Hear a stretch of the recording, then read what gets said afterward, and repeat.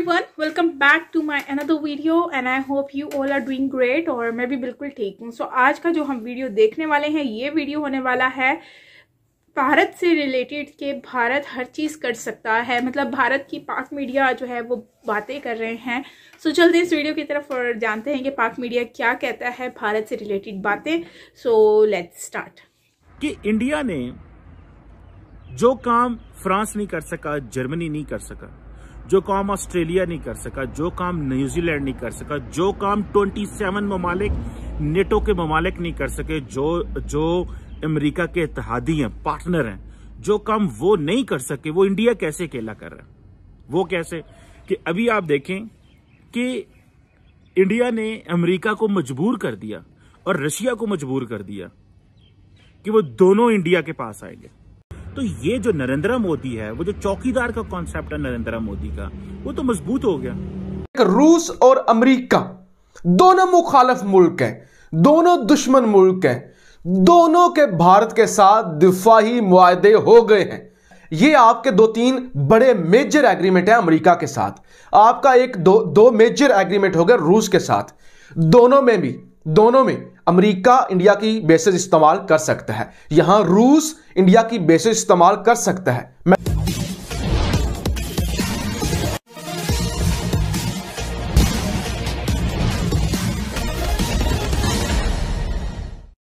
पाकिस्तान की मीडिया में शायद ही भारत की तारीफ की जाती है, लेकिन आज भारत की खुलकर तारीफ करते हुए पाकिस्तान की मीडिया का यह कहना है कि भारत ने जिस तरह तीन विरोधी देश अमेरिका, रूस और चीन के साथ अपने संबंधों को कायम किए हुए हैं, यह कारनामा दूसरे देश चाहकर भी अभी तक नहीं कर पाए हैं, जिससे भारत के कूटनीति की छवि उजागर होती है। और साथ ही भारत ने जैसे लंबे चल रहे किसान आंदोलन को डील किया है, उससे भारत का चौकीदार और मजबूत हुआ है। भारत की गौरव गाथा को बयान करती पाक मीडिया की चर्चा आइए आगे सुनते हैं। इंडिया अमेरिका का वाहिद पार्टनर है जो at the same time China, America और रशिया तीनों के साथ बिजनेस भी कर रहा है, डायलॉग भी है। अमेरिका और रशिया के साथ तो स्ट्रेटेजिक पार्टनरशिप है, जबकि चाइना के साथ कंपटीशन भी है, राइवलरी भी है और ट्रेड भी हो रही है। ये वाहिद एक जो चीज है वो सामने आ रही है। और आपको याद होगा कि जब पुतिन आए इंडिया में तो उन्होंने कहा कि India is a great partner. Putin कभी भी इंडिया ना आते, रशियन प्रेसिडेंट पुतिन कभी भी इंडिया ना आता अगर उनको ये एहसास होता कि इंडिया जो है वो कंप्लीटली अमेरिकन ब्लॉक में चला गया। उनको इस चीज का एहसास है कि इंडिया जो है वो बैलेंसिंग एक्ट कर रहा है, कि इंडिया ने जो काम फ्रांस नहीं कर सका, जर्मनी नहीं कर सका, जो काम ऑस्ट्रेलिया नहीं कर सका, जो काम न्यूजीलैंड नहीं कर सका, जो काम 27 ममालिक नेटो के ममालिक नहीं कर सके, जो अमेरिका के इत्तेहादी हैं, पार्टनर हैं, जो काम वो नहीं कर सके, वो इंडिया कैसे अकेला कर रहा है। वो कैसे कि अभी आप देखें कि इंडिया ने अमेरिका को मजबूर कर दिया और रशिया को मजबूर कर दिया कि वो दोनों इंडिया के पास आएंगे। करनी है कि रूस और अमेरिका दोनों मुखालिफ मुल्क हैं, दोनों दुश्मन मुल्क हैं, दोनों के भारत के साथ दिफाही मुआहदे हो गए हैं। दोनों के ये मुआहदे हो गए हैं कि वो भारतीय बेसेस को यूज कर सकते हैं। तो ये जो नरेंद्र मोदी है, वो जो चौकीदार का कॉन्सेप्ट है नरेंद्र मोदी का, वो तो मजबूत हो गया। और एक उनको बड़ा चैलेंज था नरेंद्र मोदी को इंडिया के अंदर, वो ये फॉर्म लॉस था, उससे वो पीछे हट गए। उन्होंने कहा देखें ये यू टर्न है, जैसे हमारे इमरान खान साहब यू टर्न लेते हैं, नरेंद्र मोदी को भी यू टर्न लेना पड़ा। लेकिन उसके सामने इतनी बड़ा पिक्चर थी इंडिया की और इतनी बड़ी अंडरस्टैंडिंग थी इंडिया की कि उसने कहा यार ये अगर फार्म लॉज वापस ले भी लो तो it does not affect me, क्या फर्क पड़ता है इससे तो अच्छा ठीक है फार्म लॉज वापस ले लो and get the India back. रूस और इंडिया का, इसके अलावा रेलस एग्रीमेंट पर बात चल रही है, एग्रीमेंट हो रहा है रूस और भारत में। यह एग्रीमेंट क्या है? यह एग्रीमेंट ये है कि भारत रूस की जो बेसेस हैं वो यूज कर सकेगा और रूस भारत की फौजी बेसेस, नेवी की शिप्स और बाकी जो सारी चीजें हैं वो इस्तेमाल कर सकेगा जब उसे जरूरत होगी। और इसके अलावा लॉजिस्टिक सपोर्ट्स या फिर भारत के असले को बेहतर करना, या बाकी जो चीजें मिलिट्री इक्विपमेंट होता है वो रूस से खरीदेगा भारत। तो ये एग्रीमेंट हो चुका है, यानी सादा लफ्जों में रूस अब भारत की बेसिस इस्तेमाल कर सकता है। इससे पहले लिमुआ, एक लॉजिस्टिक्स पोर्ट का लिमुआ एग्रीमेंट 2016 के अंदर हुआ था, अमेरिका और भारत का। लिमुआ इसे कहते हैं, लिमुआ भी कहते हैं। एक कॉमकासा इसे कहते हैं, कॉमकासा कम्युनिकेशन के हवाले से। यह 2018 के अंदर अमेरिका और इंडिया का एग्रीमेंट है। जो लोग फॉलो करते हैं इन चीजों को उनको पता है कॉमकासा। यह 2018 के एंड में एक एग्रीमेंट हुआ था ट्रंप में और मोदी में, जब 2+2 मीटिंग हुई थी अमेरिका के साथ भी। ये हो गया था एग्रीमेंट। और इसके अलावा और भी कुछ एग्रीमेंट्स हैं अमेरिका के साथ इंडिया के। लिहाजा बात करने का मकसद यह है, ये आपके 2-3 बड़े मेजर एग्रीमेंट है अमेरिका के साथ। आपका एक दो मेजर एग्रीमेंट हो गया रूस के साथ। दोनों में अमेरिका इंडिया की बेसिस इस्तेमाल कर सकता है, यहां रूस इंडिया की बेसिस इस्तेमाल कर सकता है। कि why India is capable enough to deter America not to behave with India the way Americans behave with the Europe and with the European partners.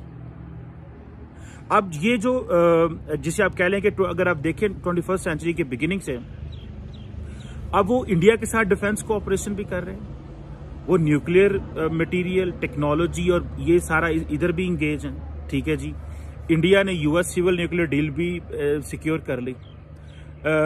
और उसके बाद जो इंडिया है उसने चाइना के साथ भी कारोबार अपना कर लिया। So what is attracting America की इसको अगर आप देख रहे हैं तो जो पूरा यूरोप है वो स्टडी कर रहा है, इसको रशियन स्टडी कर रहे हैं, इसको इंटरनेशनल कम्युनिटी स्टडी कर रही है कि what is that much important for the Americans कि वो इंडिया को कुछ नहीं कहते, वो इंडिया के बारे में उस तरह नहीं है। Pakistan has lost that position. अभी तो पोजीशन ये है कि अभी हम वो जो अपना बायलैटरल ताल्लुक है वो मेंटेन नहीं कर पा रहे अमेरिका के साथ। Forget asking Americans to do a balancing act between India and Pakistan. हमें दोनों को एक बराबर देखें, क्योंकि वो $3 ट्रिलियन इकोनॉमी, आप $300 मिलियन की इकोनॉमी, $300 की, $350 की, $280 की इकोनॉमी है। So why will they look at Pakistan now? So ये जो एब्रप्ट आप कह ले कि पिछले 10 साल में ये जो एक छक्का लगा है अमेरिका का, इंडिया का, ये छक्का बहुत बड़ा छक्का है। दैट डज नॉट मीन कि पीछे कैपेसिटी या capability, they had a capability and capacity. ठीक है, लेकिन इसको स्टडी करने की जरूरत है कि how this all happened, how it happened, in which way this happened, ये स्टडी करने की जरूरत है। और ये कि ये जो इंडिया की जो डिफेंस स्ट्रैटेजी है और ये जो बैलेंसिंग एक्ट है, इसको बड़े डिटेल में समझने की जरूरत है कि how India managed it and what kind of influence will this have on Pakistan. Bharat की विदेश नीति हमेशा से ही गुट निरपेक्षता की रही है, यानी सीधे शब्दों में कहा जाए तो नौ काहू से दोस्ती, नौ काहू से बैर। और भारत की विदेश नीति कमोबेश आज तक उसी मार्ग पर चल रही है। कभी कभी परिस्थिति बस ऐसा लगता है कि भारत का झुकाव किसी एक देश विशेष की तरफ है। जैसे 90 के दशक के पहले भारत का झुकाव कहा जाता है कि सोवियत संघ के तरफ था, और सोवियत संघ ने भारत की 1971 के युद्ध में मदद भी किया था, और सोवियत संघ के बल पर ही भारत ने पाकिस्तान को 2 टुकड़ों में बांट दिया था और बांग्लादेश का जन्म हुआ। बाद में सोवियत संघ सुपर पावर नहीं रहा, क्योंकि सोवियत संघ विखंडित हो गया और 15 देशों में बंट गया, जिसमें रूस आज एक सबसे बड़ा देश है। लेकिन उसके बाद भी रूस के साथ वैसे ही संबंध कमोबेश बने चलते आ रहे हैं। रूस के राष्ट्रपति जब इस महामारी काल का खात्मा हुआ तो जो पहला दौरा किया था वह भारत का ही किए थे। चीन के साथ भारत के तनाव हैं, चीन आज एक उभरती हुई सुपर पावर है, लेकिन अमेरिका के साथ चीन की नहीं बनती। इसके बावजूद भी चीन और भारत का इस साल का जो आपस का व्यापार है वह $100 बिलियन के तक पहुंच गया है। उसी तरह अमेरिका के राष्ट्रपति जब पहली बार निर्वाचित हुए और राष्ट्रपति बने तो औपचारिकता बस जिसको फोन कॉल किए थे उसमें भारत के प्रधानमंत्री नरेंद्र मोदी ही थे जिनको वह पहला फोन कॉल किए थे। उसी तरह भारत 2 विरोधी देश जैसे फिलिस्तीन और इजराइल दोनों की आपस में नहीं बनती, आपस में लड़ने मरने को लगे रहते हैं, लेकिन भारत का दोनों के साथ अच्छे ताल्लुकात हैं। उसी तरह दो विरोधी देश ईरान और सऊदी अरब जो आपस में एक दूसरे को नहीं देखना चाहते, लेकिन भारत के साथ उन दोनों के साथ संबंध है। चीन और ताइवान एक देश दूसरे को कभी सुहाते नहीं, उसके बाद भी भारत का इन दोनों देशों के साथ बहुत ही अच्छे व्यापारिक रिश्ते हैं। उसी तरह रसिया अमेरिका दोनों विरोधी देश है और रसिया के साथ जो भी रक्षा करार करता है उस पर अमेरिका प्रतिबंध लगाता है। अमेरिका के रोकने के बावजूद भी भारत ने रसिया से S-400 लिया, लेकिन अभी तक अमेरिका अपने कानून के अनुसार भारत पर कोई प्रतिबंध नहीं लगाया है, जबकि इसी S-400 के खरीदने का रसिया से तुर्की ने खरीदा था, उस पर तुर्की पर अमेरिका ने प्रतिबंध लगा दिया है। जबकि तुर्की अमेरिका का नेटो एलाई है, यानी अमेरिका के साथ एक मिलिट्री गठबंधन में बंधा हुआ है। इसके बावजूद भी अमेरिका ने तुर्की पर प्रतिबंध लगाया है, लेकिन भारत को अभी तक नहीं कोई प्रतिबंध लगा पाया है। उसी तरह बहुत ऐसे सारे मामले हैं जहां पर भारत अपने को गुटनिरपेक्ष रखे हुए है। जैसे अभी हाल में ही जो विंटर ओलंपिक चीन में होने जा रहा है, अमेरिका उसका बाइकॉट कर रहा है, लेकिन भारत चीन के साथ तनाव होते हुए भी अपने खिलाड़ियों को चीन भेजने पर राजी हो गया है, जिस पर चीन ने भारत की बड़ी तारीफ भी की है। तो इन सब को देखते हुए पाकिस्तान यह कहने पर मजबूर हो रहा है, पाकिस्तान की मीडिया यह कह रही है कि भारत की विदेश नीति ऐसी है जिस पर अनुसरण शायद दूसरा देश चाह कर भी नहीं कर पाए।